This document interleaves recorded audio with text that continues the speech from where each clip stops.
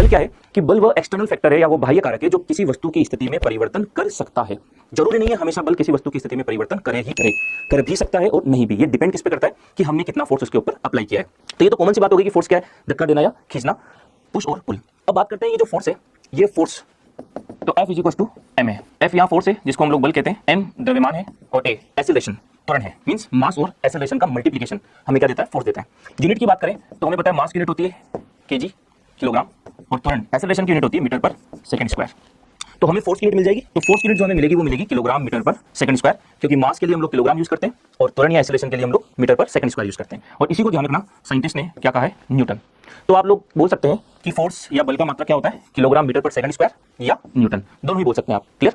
तो अगर आपको कोई पूछे फोर्स का एमकेएस मात्रा क्या, एसआई मात्रा क्या है, तो आप न्यूटन बोल सकते हैं। न्यूटन का ही मतलब होता है किलोग्राम मीटर पर सेकंड स्क्वायर। सीजीएस यूनिट पूछे तो आप बोल सकते हैं ग्राम इंटू सेंटीमीटर पर सेकंड स्क्वायर या डाइन।